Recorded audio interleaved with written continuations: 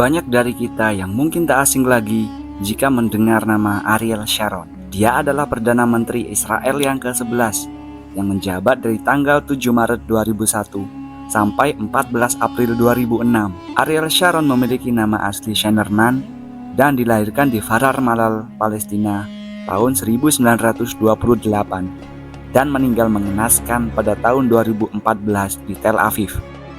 Di dalam lingkup kehidupan keluarganya, Ariel Sharon sudah didoktrin sedari kecil oleh keluarganya untuk mendukung gerakan Zionisme. Ada yang menarik dari kisah kematian Ariel Sharon ini tentang bagaimana Allah Subhanahu wa Ta'ala menghinakan dirinya di akhir masa hidupnya. Ariel Sharon pernah terbaring koma selama 8 tahun, di mana kondisinya sangat tersiksa di saat-saat menjelang sakaratul maut. Ariel Sharon punya sejarah hidup yang tak bisa lepas dari kekejaman Zionis terhadap tanah Palestina. Sampai-sampai dia pun dijuluki sebagai si tangan besi karena selama hidupnya tak terhitung berapa nyawa warga Palestina yang telah dibantainya. Dia adalah biang dari terbunuhnya warga sipil Palestina yang kebanyakan anak-anak dan perempuan. Sharon menjelma sebagai sebuah teror yang mengerikan pada saat jet tempur dan pesawat tanpa awak meluncurkan roket yang menghantam pemukiman Palestina hingga membuat lebih dari 100 warga Palestina meninggal hanya dalam waktu seminggu saja. Sosok Ariel Sharon adalah simbol dari kebiadaban pada saat itu. Di panggung politik Timur Tengah dan internasional, Ariel Sharon merupakan seorang figur yang kontroversial. Sharon adalah jenderal kejam yang tangannya berlumuran darah rakyat. Sebuah kutukan kemudian mengakhiri hidupnya, di mana para dokter pernah memasukkan Ariel Sharon ke dalam ruangan operasi untuk dilakukan pembedahan. Dia memiliki luka yang membusuk, lalu operasi itu dilakukan untuk menyambung bagian-bagian ususnya yang telah membusuk, dan infeksinya telah menyebar ke sebagian organ tubuhnya yang lain. Penyumbatan yang terjadi di otaknya menyebabkan kerusakan di sekujur tubuhnya hingga membuatnya menjadi membusuk. Sejak terserang stroke pada 4 Januari 2006 lalu, pertama kalinya dia dirawat di Rumah Sakit Hadassah Ein Karim di Yerusalem dan kemudian di Shem Sheba Medical Center di Tel Hashomer. Menurut Komite Keuangan Knesset, ongkos pengobatan Sharon setiap tahun sekitar 440 juta US dollar atau setara dengan 4,25 triliun rupiah. Nyawa Sharon terancam, kata juru bicara rumah sakit Yael Bossem Levy kepada kantor berita Associated Press. Pada saat itu, Sharon memasuki usia 85 tahun. Kedua matanya dalam keadaan terus terbuka. Dokter yang merawatnya memberikan keterangan terkait kesehatan Sharon saat akan ditanya sampai kapan keadaannya akan terus seperti ini. Shlomo Segev, dokter senior yang merawatnya, mengatakan kalau dikaji dari usia rata-rata di keluarga Sharon, ibu dan neneknya mati di atas usia 90 tahun. Kemudian Shlomo memperkirakan Sharon akan tetap hidup dengan kondisinya yang seperti ini hingga lewat usianya di atas 90 tahun. Sharon terbaring tak berdaya dengan bantuan berbagai alat medis yang tertancap di tubuhnya, termasuk memakai respirator dalam sebuah ruangan khusus di Rumah Sakit Tel Hashomer di sebelah timur ibu kota Tel Aviv. Tak ada upacara khusus atau sekedar ucapan simpati untuk lelaki 85 tahun itu. Semua orang telah melupakannya, kata Renan Gisin, mantan penasihat Ariel Sharon. Cobalah pegang tangannya, belai rambutnya yang memutih, dan sapalah dia dengan bahasa orang Arab yang sangat dibencinya. Kaifa halu ya Sharon. Saat Sharon terkena stroke, seorang kru televisi Israel berhasil merekam gambarnya yang sedang berada di belakang sebuah mobil ambulan. Dia tampak terbaring setengah duduk dalam keadaan sadar, dan itulah gambar terakhir dari Sharon yang dimiliki oleh media. Sebab saat itu keluarga Sharon sengaja menutup rapat-rapat segala informasi tentang kondisinya. Semenjak Sharon palsu didatangi banyak pengunjung di Kishon Gallery, Sharon yang asli terbujur kaku tak sadarkan diri beberapa kilometer jauhnya di Shem Sheba Medical Center Tel Hashomer. Sharon yang akrab dipanggil Arik terkena stroke berat sehingga otaknya dibanjiri oleh darah. Beberapa media internasional mengabarkan jika dirinya sudah mati. Hal itu wajar saja karena setelah dinyatakan stabil pada tanggal 5 Januari 2006 oleh tim dokter, keesokan harinya Sharon dimasukkan lagi ke ruang operasi. Pada hari ke-6, dokter berupaya untuk membangunkannya dari keadaan tidak sadar dengan cara mengurangi dosis obat anestesi. Sharon pun kemudian bisa bernapas sendiri dengan bantuan respirator dan sedikit memberikan respon terhadap stimulus rasa sakit di lengan dan tangannya. Sebelum Ariel Sharon jatuh koma, diisukan kabar dari asisten pribadinya jika tidur malamnya sering diganggu oleh satu mimpi yang sama dan terus berulang di dalam mimpi itu, di mana Sharon ditangkap oleh penduduk Gaza yang begitu marah dan dendam kepada Sharon karena tindakannya yang angkuh menyerang tanah Palestina. Di dalam mimpi itu, Sharon telah disiksa, dirantai tangan dan kakinya, kemudian diarak sekeliling bandar Gaza dan dimasukkan ke dalam api.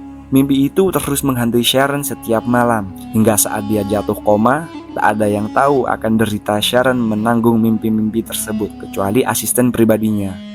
Asisten tersebut mengungkapkan mimpi itu kepada khalayak Israel pada tahun 2008. Media-media Israel pun menyiarkan berita tersebut yang kemudian dikutip oleh media-media Asia Barat dan seterusnya tersebar.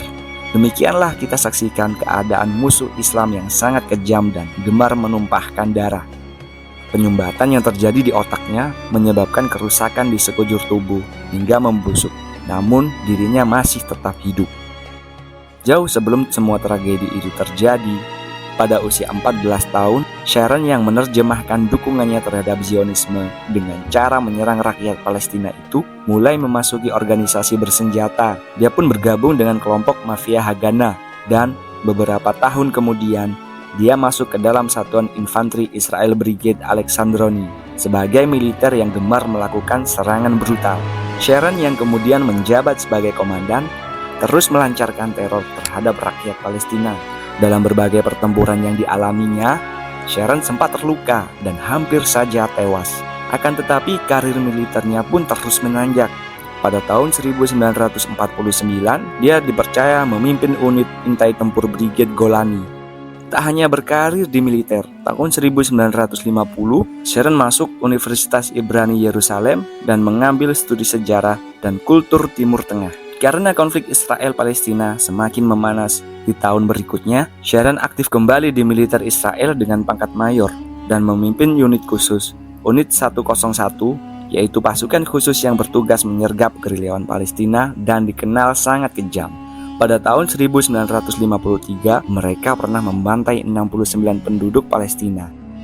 Akibat peristiwa ini, Sharon pun mendapatkan julukan baru, yakni penjagal dari Beirut. Perang demi perang pun terus dijalani oleh Sharon, mulai dari perang di terusan Suez, perang 6 hari, dan juga perang Yom Kippur. Perang yang membuat nama Ariel Sharon naik turun itu rupanya membuat nasibnya tetap beruntung, mengingat pangkat mayor jenderal pun berhasil disandangnya. Foto Ariel Sharon yang bagian kepalanya terbalut perban saat bertempur di terusan Suez bahkan menjadi simbol kekuatan militer Israel. Usai perang, Ariel Sharon terpilih sebagai anggota Knesset, semacam kabinet di Israel. Akan tetapi, pada tahun 1974, Ariel Sharon mundur dari Knesset sekaligus pensiun dari dunia militer. Lalu, dia bergabung dengan partai politik yang selanjutnya menjadi kendaraannya dalam meraih kesuksesan, yaitu Partai Likud. Selain aktif di partai, Ariel Sharon juga dipercaya sebagai penasihat Perdana Menteri Israel pada saat itu, Yitzhak Rabin. Pada tahun 1977, Ariel Sharon kembali ke Knesset dan menerima jabatan Menteri Pertanian. Pada tahun 1981 sampai 1983, Sharon menjabat sebagai Menteri Pertahanan. Pada periode itu, perang antara Israel dan Lebanon kembali berkobar, serta diwarnai peristiwa kelam, yakni pembantaian 3.000 pengungsi Palestina di Camp Sabra dan Shatila oleh milisi Palagis. Tentara Israel yang menyerbu Lebanon atas perintah Ariel Sharon dianggap gagal menyelamatkan pengungsi dan dituduh melakukan pembiaran terhadap pembantaian tersebut. Nama Ariel Sharon kemudian tercoreng, dan pria yang telah dicap sebagai penjagal dari Beirut ini memilih untuk mengundurkan diri pada tahun 1984. Ariel Sharon membuat manuver politik lagi dan bergabung di Knesset. Sejumlah jabatan yang tak berkaitan dengan pertumpahan darah dipegang olehnya, antara lain Menteri Perindustrian dan Perdagangan, Menteri Perumahan dan Konstruksi, Menteri Infrastruktur, serta pada tahun 1998 Dia menjabat sebagai Menteri Luar Negeri pada tahun 1999 ketika secara kebetulan Benjamin Netanyahu mundur sebagai ketua partai Likud. Ariel Sharon pun maju menggantikannya. Posisi itu membuat Sharon secara mulus menduduki kursi Perdana Menteri Israel pada Februari 2001. Sebagai Perdana Menteri, Ariel Sharon lagi-lagi membuat langkah kontroversial di mana dia membentuk Koalisi Persatuan Nasional dan mendorong perdamaian Israel-Palestina, suatu langkah politik yang dahulu sangat diharamkannya. Ariel Sharon bahkan memerintahkan penarikan mundur pasukan Israel dari jalur Gaza. Langkah ini ternyata membuat partai Likud terpecah. Ariel Sharon tidak tahu sama sekali. Mantan jenderal yang terkenal kejam itu masih terkapar koma di rumah sakit militer Sheba Medical Center. Pada 11 Januari 2014, Ariel Sharon meninggal dunia dalam kondisi tragis setelah 8 tahun mengalami koma dan hidup tanpa alat bantu pernapasan. Begitulah kisah dari Ariel Sharon, mantan Perdana Menteri Israel yang menjadi musuh Islam dan Palestina. Wallahu a'lam bishawab. Wassalamualaikum warahmatullahi wabarakatuh.